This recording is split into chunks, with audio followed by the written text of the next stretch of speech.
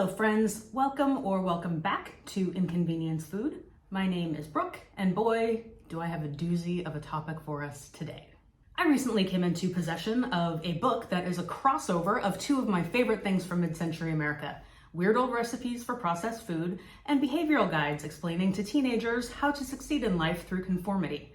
This particular book is from Carnation, yes, the evaporated milk people, and we are going to get into it.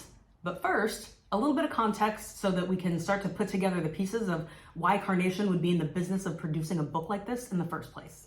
Depending on how old you are and how and where you grew up, and frankly how much time you've spent bumming around in used bookstores and perusing the vintage section on Etsy, you may or may not be aware that in mid-century America, a whole slew of guidebooks were written to give advice to young people, mostly, but not exclusively, young women, on how to fit into society, and particularly how to conform to gender role expectations. Gender roles were super important in mid-century America, aka the beginning of the Cold War years, and there was significant interest for capitalism reasons in maintaining those roles as they were. Women were seen as sort of the backbone of the nuclear family ideal. Women were also the primary spenders of money on household goods, and in fact we still are. In the United States, women either make or influence 85% of purchasing decisions today. This was understandably a big deal during the Cold War, which was essentially seen as a battle between communism and capitalism. Capitalism was the American way of life, and as the primary spenders of money, women were seen as playing a key role in national defense. Spending money was downright patriotic at this time in American history.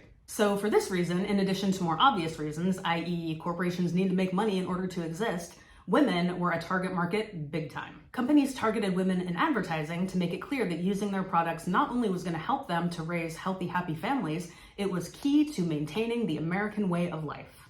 And then along came the 1960s, and with that decade came the sexual revolution. People were openly questioning things like gender roles and heteronormativity, which is of course going to present a huge problem for these corporations that are relying on gender roles and maintaining those roles as a way to sell products, and particularly to sell products to women. So how are these poor, beleaguered corporations going to get this situation back in the box and get women back in the kitchen where they belong? More importantly, how are they going to keep those women spending money on blenders and canned soup? Well, remember those guidebooks that I mentioned earlier?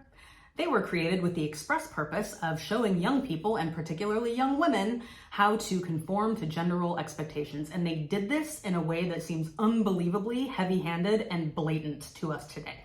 In her outstanding book, Pink Think, Lynn Perrell puts it this way: "It was almost as if the men and women who wrote such books viewed proper feminine behavior as a panacea for the ills of a rapidly changing world. It was patriotic to be an exemplary housewife, and pink thinking experts of the 60s and 70s, trying to maintain this ideal, churned out reams of pages that countered the onrushing tide of both the sexual revolution and the women's movement. If only all women behaved like our ideal woman, the experts seemed to say through the years, then everything would be fine." So we have companies that need to keep women spending money on their products and who want to do it by reinforcing traditional gender roles. And we have a format that is tailor-made in order to do exactly that, to reinforce those gender roles. And this is where we get this book, Tips for Teens from Carnation. First of all, let me clarify a little something about the title of this book. These are not tips for teens, these are tips for teenage girls. Second, let's talk about the absolute audacity of this company in producing this book. I mean, advertising is obviously intended to manipulate our thoughts and feelings with the ultimate goal of manipulating our behaviors, i.e. influencing our purchasing decisions, but this is just beyond. What I really like to think about here is the meeting, the brainstorming / strategy session where the idea for this book was hatched. The CEO and president of the company is at the head of the boardroom table. You know, Mr. Carnation comes in all angry, talking about how terrible the numbers are. "Gentlemen, these numbers are terrible. Brand loyalty is at an all-time low, and women of this generation are just too busy protesting and smoking the pot and taking the birth control pill to care about getting married and having babies and feeding them dairy products." And then a slightly younger guy over at the side of the table is like, "Well, if I may, if this generation is a lost cause, maybe what we need to do is target women younger."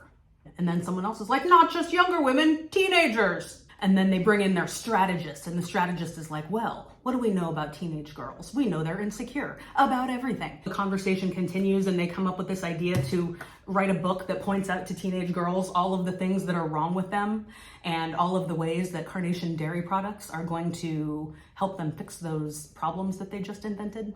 And that is exactly what the noted adolescent behavioral experts at the Carnation Dairy Company did. Because Lord knows teenage girls weren't getting enough pressure to look and think and act a certain way at home and at school. They needed to be hearing it from the sour cream people as well. In this book, there is advice about how to be liked, how to be pretty, how to sweet talk men into getting what you want, starting with your own father.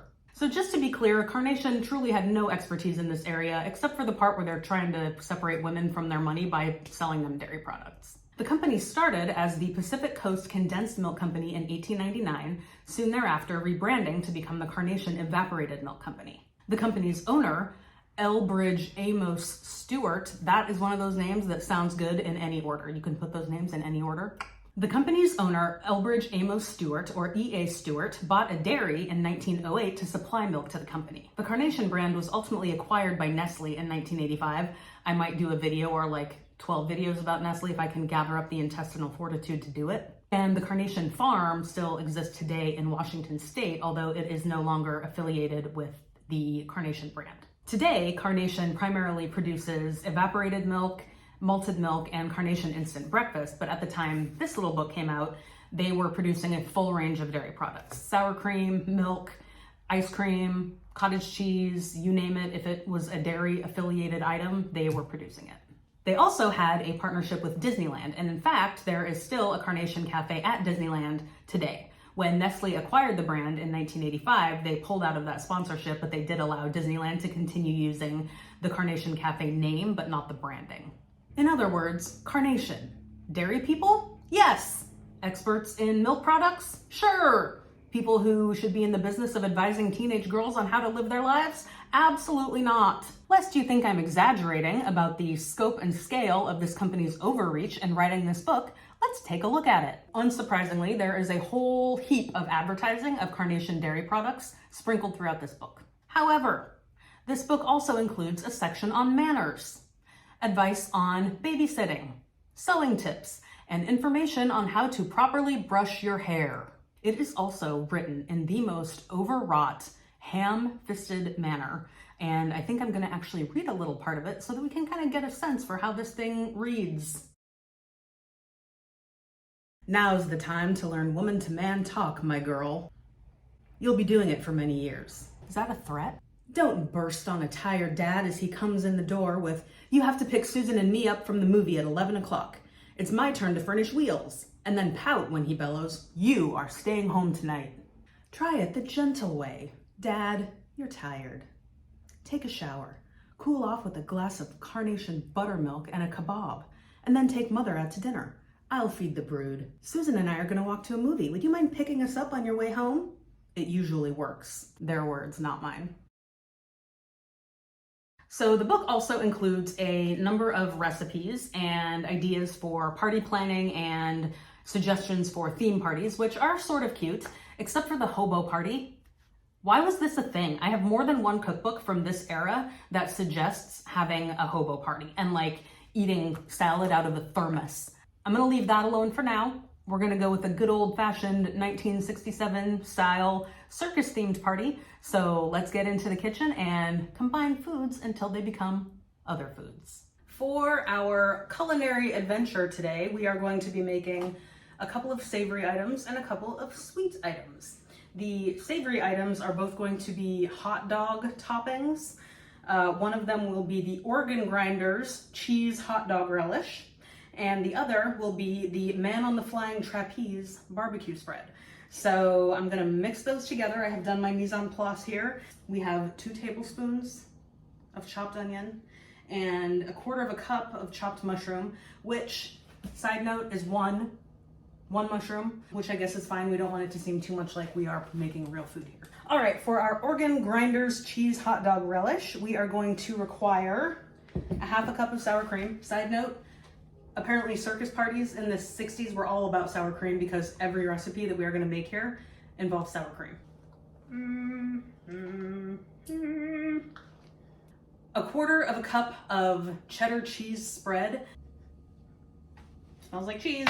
I was not kidding when I said we were going to combine foods into other foods. That's really all we're doing here. There's nothing remotely resembling cooking about what's happening. Tablespoon of pickle relish. Finely chopped onion. 1/8 of a teaspoon of salt. 1/8 of a teaspoon of pepper. 1/2 teaspoon of Worcestershire. I'm not measuring that out. There, 1/2 teaspoon. And a teaspoon of dry hot mustard. Now we are just gonna mush it all together and let it sit around for a while we do our other stuff. Looks like this. Kind of like scrambled eggs.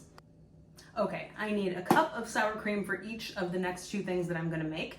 And this is a pint, so 2 cups. So I'm just gonna divide this into these 2 bowls. All right, so first up, we will make our man on the flying trapeze barbecue spread. I do not know about the concepts of these recipes. What does the man on the flying trapeze have to do with barbecue spread? What does the organ grinder have to do with cheese? I don't know. We need 3 teaspoons of instant minced onion, and then 3 tablespoons of barbecue sauce.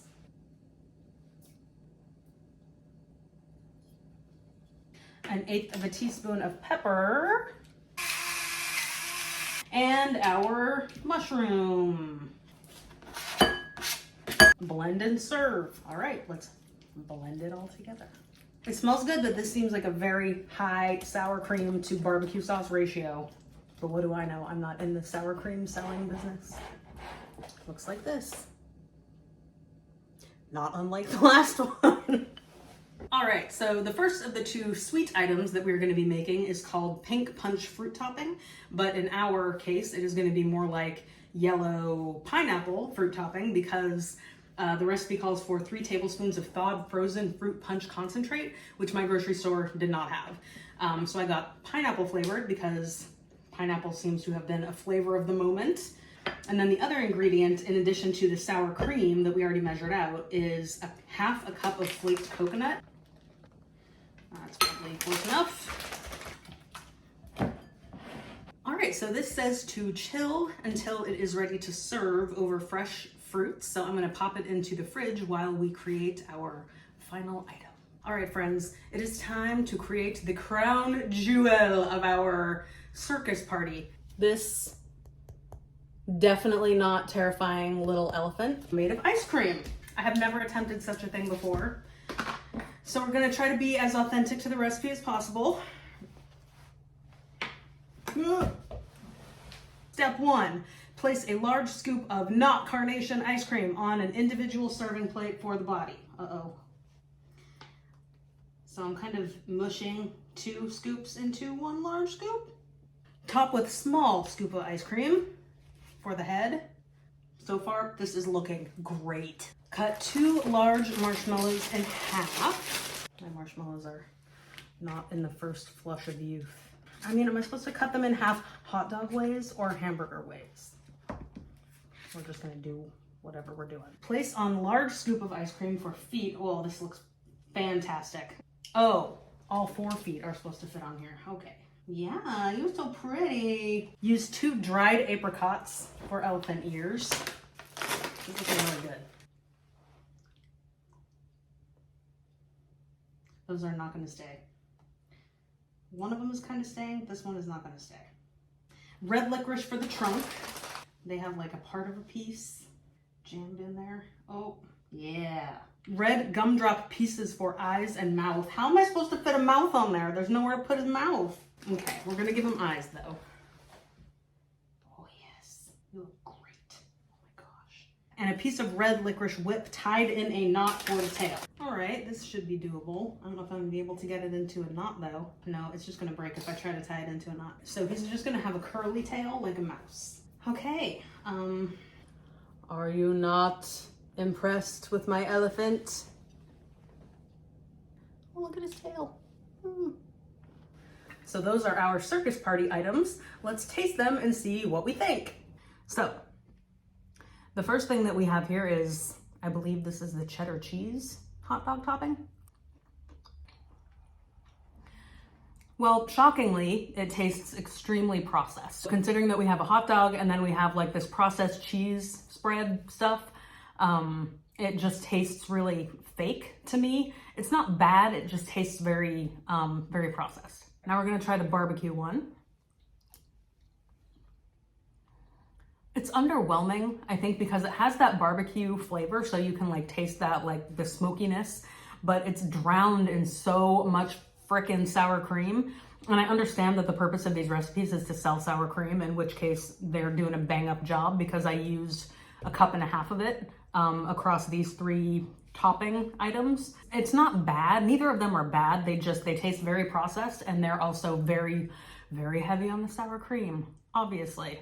All right, as a palate cleanser, let's get an update on our elephant. He has now lost both ears. Aww.